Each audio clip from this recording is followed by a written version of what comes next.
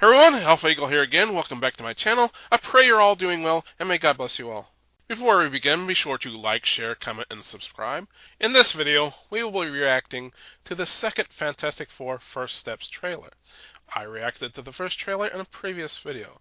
A link to it will be in the upper right. Now, the full disclosure, I've watched this trailer ahead of time, and unfortunately a lot of things that we've feared about this movie seem to be true. Now, let's begin. Wow, folks, we all know the story.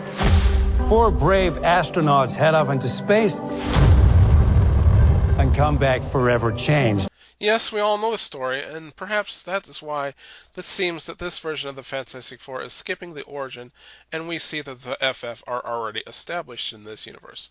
Also, besides the fact that this universe seems to have a retro-futuristic feel, it also seems to be very feminine and anti-male in nature, as though the United States has more of a matriarchal society instead of a patriarchal society, that women are more in the forefront of society, and I'll point this out throughout the rest of the trailer. Continuing. This car? I love that the thing lifts this car for the kids. It seems very fun and wholesome. Our city, our planet, owe a debt to these intrepid souls. And while we can never repay them, we can certainly celebrate them. Thank you, Fantastic Four. Thank you. Thank you, Fantastic Four! Please welcome the Fantastic Four. Okay, to continue with my point about this feminine, anti-male feel to this trailer, look at the kids playing in the street. They're playing with their soapbox racers. But notice that most of the kids are girls.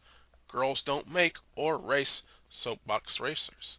So they seem to be pushing this gender reversal in this trailer. By the way, they used this same scene in a poster for the movie. Herbie, how's that sauce looking? Okay. That is fantastic. You're late. What do you mean? What do you mean, what do I mean? You're late for dinner. Yes, we are. You late? I just said that. Are you pregnant? What? You're gonna be the best mom in the world. And you are gonna be the best dad. Just kidding. You are out of your depth. We are gonna be the best uncles ever. Now notice that John A. compliments Sue, a woman, and insults Reed, a man. Also, if Sue is going to be pregnant in this movie, how is she going to battle Galactus or any other supervillain? Fighting villains while pregnant is very irresponsible of her. She is putting the life of her child in danger. Well, I'm no Fantastic Four expert, but I believe in the comics that Sue took a break from the FF when she was pregnant and Crystal took over. That would make a whole lot more sense than fighting supervillains while pregnant. Disney Marvel today, they want to push the message about pregnant women who can do anything or something stupid like that. Now that is pushing a feminist, irresponsible message. Now I believe they already did this with Spider-Woman in the comics and a race swap version in the Miles Morales movies. Now in the comics, I believe that Reed and Sue have two children, a son named Franklin, a daughter named Valerie or something like that. And watch, in this version, Valerie will be the firstborn and Franklin will be the second, if they even have him at all. Anyway, continuing. You can do this. Nothing's going to change.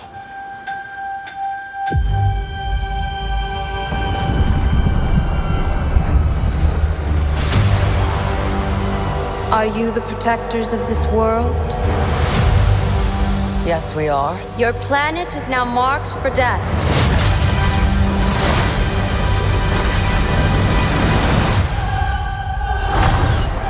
It's my fault. With my point about this being a feminist, anti-male movie, we of course see a female Silver Surfer. So my question is, why? Why the female Silver Surfer and not the male Silver Surfer? What's the point of this change? And yes, I know she's in the comics, but she is nowhere close to being as important as the male Silver Surfer. And when she asks, are they the protectors of the world? Who answers?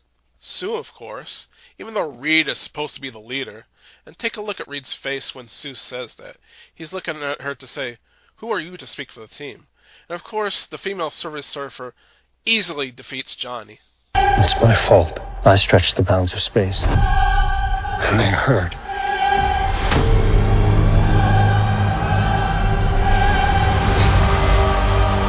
Are we safe?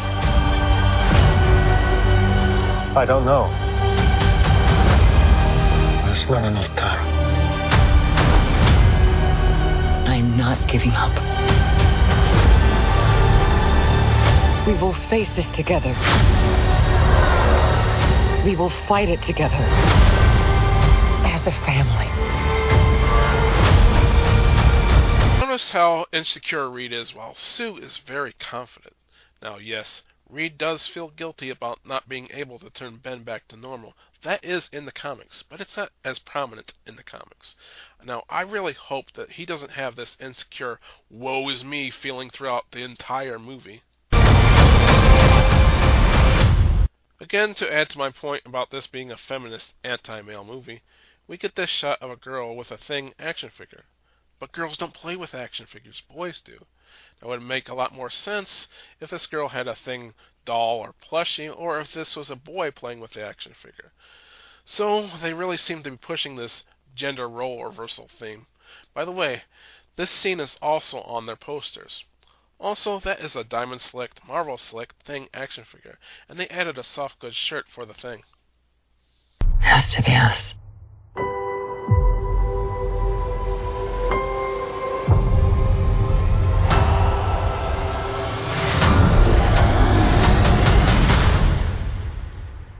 We will protect you.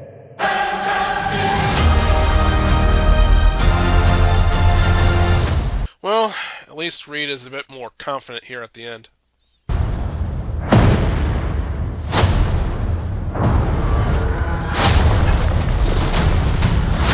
And the final shot is of Galactus walking through the city, and unfortunately they played this for laughs. Galactus should be scary, and people should be running for their lives in this scene. As I have pointed out, this movie has a very feminist and anti-male feel to it, so much so that they are putting gender role reversal in their promotional material. They have girls playing with boys' toys. They have Sue playing the role of the leader instead of Reed. Reed is very insecure while Sue is very confident. They have a pregnant Sue fighting supervillains, putting her child in danger. They have Johnny acting very feminine, and they have a female Silver Surfer for no reason whatsoever. For some reason, leftists want us all to go against God and nature and switch our gender roles. They want men to be feminine, and they want women to be masculine. The actor playing Johnny has already said that he hates the character of Johnny, and they want to change him from a masculine womanizer to a feminine soy boy. So, this movie is not looking good as far as its message to young men who might want to see this movie. At first, this movie just seemed very mediocre to me, but now it seems to be pushing a feminist anti-male agenda. That's about it for this video. Be sure to like, comment, share, and push that subscribe button. I'm Alpha Eagle. God bless you for watching. God bless America. And I pray that Hollywood stops pushing this anti-male agenda.